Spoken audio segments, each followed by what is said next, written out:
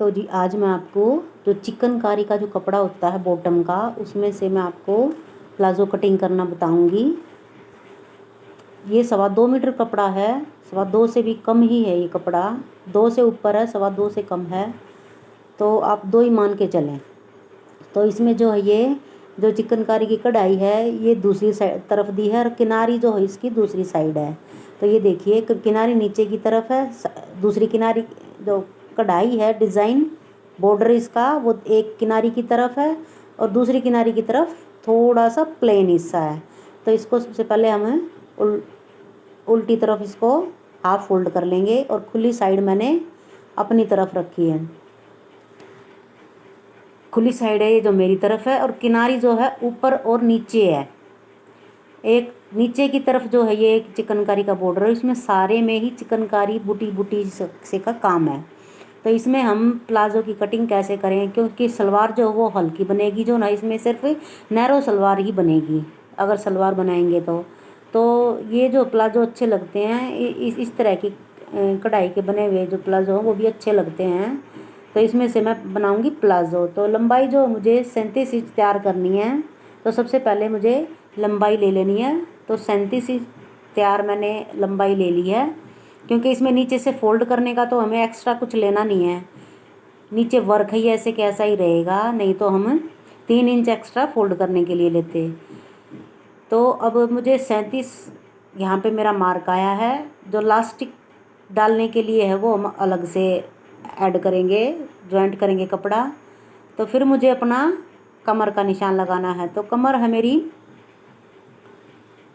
48 inch, तो 12 चौथा हिस्सा कमर का जो है चौथा हिस्सा है जो 12 में 2 प्लस और ऐड किया तो मेरा आया 14। तो 14 इंच पर ये जो मार्क लगा लिया है, उधर से ½ इंच सिलाई के लिए छोड़ दिया है अपनी तरफ खुली साइड से। और यहाँ से फिर हमें आसन लेना है, तो आसन भी मैं 12 पर लगाऊंगी। तो ये 12 पर मैंने निशान जो है आसन का लगा दिया है। ये थोड़ा सा लाइट कपड़ा है तो ये थोड़ा मार्क आपको कम दिखाई दे रहे होंगे। ये देखिए मैं दिखाने की आपको पूरी कोशिश करूँगी। फिर 2 इंच जो है यहाँ से भी एक्स्ट्रा 12 पर आसन लगाने के बाद जितना हमने ऊपर लिया था 12 और 2 14, नीचे फिर 14 में 2 और ऐड करने हमें। तो यहाँ पे 16 इंच हमें लेना है आसन के पास, और इतना ही हमें नीचे मार्क लगाना है। फिर मोरी के पास जितना हमारा आसन के पास चौड़ाई है उतनी ही हमें यहाँ नीचे जाके लगानी है और फिर इसका हाफ करना है। अगर ऐसे समझ रहा है तो उसका हाफ कर ले इंची टेप का और वहाँ पे निशान लगा ले, और उसको बीच सेंटर इसका करते हुए ऊपर से नीचे से ऊपर तक इसका बीच सेंटर कर लें। 1 इंच सिलाई का लिया है तो 17 है, तो इस 17 का हाफ 8.5 आया है।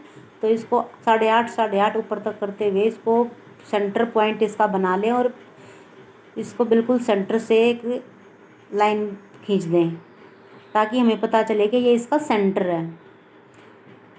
क्योंकि जो प्लाजो हमारे खिंचते हैं घूम जाते हैं, उनका मेन रीज़न यही कारण होता है कि हम एक साइड कपड़ा बचाने के चक्कर में हम बिल्कुल साइड से निकाल लेते हैं और वहीं से काटना शुरू कर देते। तो ये सबसे बड़ी गलती करते हैं, इन्हीं के कारण हमारे प्लाजो जो घूमते हैं, सिलाइयाँ जो है आगे आती हैं।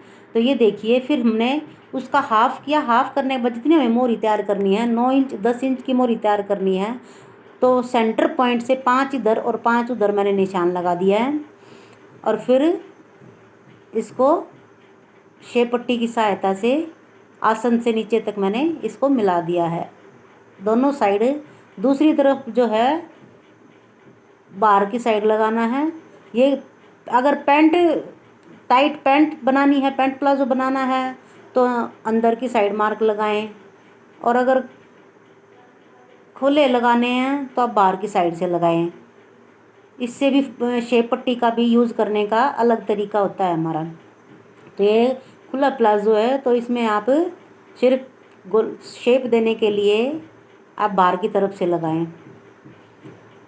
तो ये दोनों तरफ के मेरे जो मार्क लग चुके हैं। अब हिप पर से जो ये निशान है यहाँ पे दूसरी अपनी तरफ पलटते हुए जो गोलाई वहाँ पे देनी है हमें हिप पर, क्योंकि हिप हमारी थोड़ी सी जो हमारी शेप जो है अलग होती है, तो यहाँ से हमने शेप दे देनी है। तो ये देखिए इसकी जो है गोलाई बिल्कुल डीप नहीं करनी, हमें खड़ी खड़ी जो है इसकी गोलाई करनी है।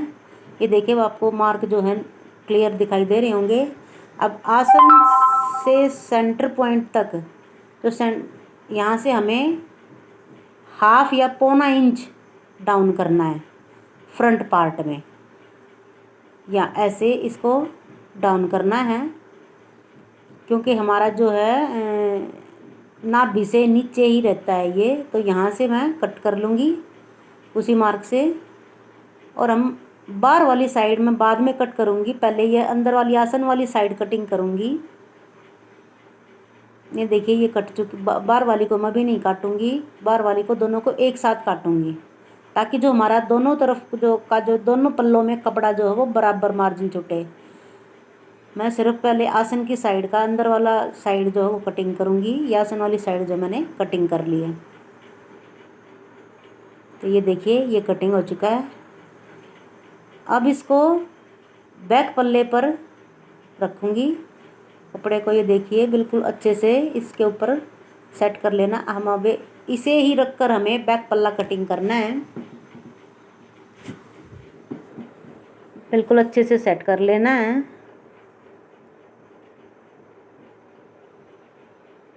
ये नहीं हमें कि वहाँ उधर साइड में और एक्स्ट्रा कपड़ा बच रहा तो बिल्कुल वहाँ उसी के कॉर्नर से मिला के हमें इसको रखना है। जहाँ पे हमारे कपड़े की सेटिंग सही आएगी, बिल्कुल आड़ा तिरछा नहीं होगा, वहीं पर हमें इसको रखना है। अब इसको रखते हुए अब जो आसन हमारा आया है, जहाँ तक 16 इंच हमारा यहाँ आसन आया था क्रोच एरिया, तो वहाँ से ऊपर तक हमें एक सीधी लाइन ड्रॉ करनी है। अब यहाँ से हमें 1.5 से 2.25 इंच तक, जहाँ ज़्यादा हैवी थाई है तो 2 से 2.5 इंच तक भी हम यहाँ पे एक्स्ट्रा ले सकते हैं। तो यहाँ से 2 इंच मैंने यहाँ पे आगे मार्क लगाया है, और फिर ऊपर की तरफ भी 3 इंच एक्स्ट्रा लगाया है। अब जहाँ से फ्रंट पार्ट को कटिंग किया था वहाँ से, और जहाँ आसन की तरफ जो है 3 इंच ऊपर लगाया, वहाँ तक मैं इस निशान को सीधा कर लूँगी। ये बिल्कुल सीधा कर लिया मैंने।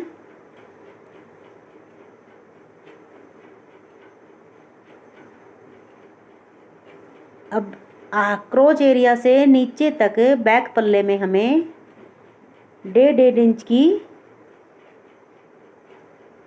मार्जिन देना है बैक पल्ले में। ये देखिए अब शेप पट्टी से मैं इस पर एक शेप दे लूँगी अच्छे से। शेप पट्टी की सहायता से जो है शेप बहुत अच्छी आ जाती है। ये जो या तो आप ऐसे कैसे यहाँ से कटिंग कर लें, या फिर आप ऊपर वाले फ्रंट पार्ट को आगे इस मार्क पर रखते हुए देखिए निशान से निशान, क्रोच एरिया से क्रोच एरिया बिल्कुल परफेक्ट बैठेगा। ये कम ज़्यादा हो जाता है सिलाई करते हुए, बढ़ जाता है। तो अगर आप मेरे तरीके से काटेंगे तो बिल्कुल भी आपका जो है मोरी में या आसन में कम ज़्यादा बिल्कुल नहीं होगा। बहुत सी बहनें जो वो कहती हैं कि हमारा जो आसन की सिलाई लगाते हैं तो हमारा कपड़ा आसन बराबर नहीं आ पाता है, या ऊपर नीचे कपड़ा कम ज़्यादा हो जाता है। तो इस तरीके से आप कटिंग करेंगे तो बिल्कुल बराबर आएगा।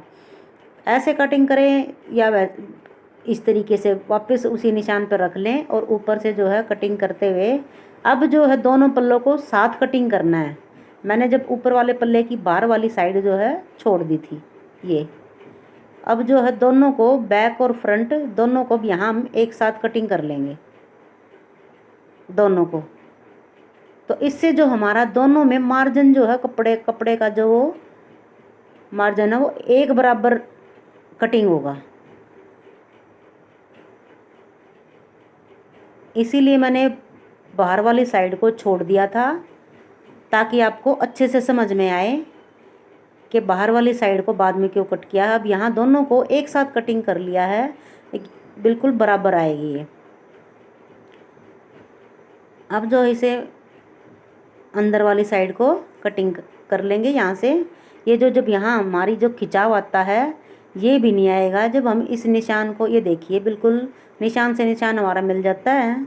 अब चाहे जितना भी यहाँ मार्जिन देंगे ये बिल्कुल भी कम ज़्यादा नहीं होगा, बराबर आएंगे स्टिच होने के बाद हमारे।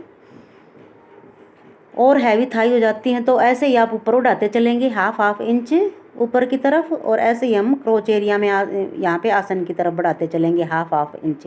जितनी हैवी हमारी हिप होती है उसी के अकॉर्डिंग हम बढ़ाते हुए चलते हैं। तो ये देखिए वापस मैंने वहीं पे रख लिया है, और अब इसको यहाँ पे इन्हीं निशान से कटिंग कर दूँगी। चाहे आप यहाँ आगे रख के भी कट कर सकते थे, अब पहले उधर का कटिंग करने के बाद यहाँ आगे रख के भी कटिंग कर सकते थे, और नहीं तो वापस आप उसी मार्क पे रख के और ऐसे भी कटिंग कर सकते हैं। तो ये देखिए कटिंग जो है हो चुकी है। यहाँ पे जो फ्रंट की जो प्लेट डलेंगी, चाहे इलास्टिक डालें चाहे बेल्ट डालें, फ्रंट प्लेट ज़रूर डालें, इससे जो है थोड़ी शेप आती है। अब जो है इलास्टिक का जो कपड़ा है वो अलग से ऐड करना है, क्योंकि इसकी लंबाई इतनी थी, नहीं तो साथ में भी कटिंग कर सकते हैं प्लास्टिक डालने का। तो इसमें जो है अलग से ऐड होगा कपड़ा। तो ये देखिए हमारे जो है प्लाजो की कटिंग हो चुकी है।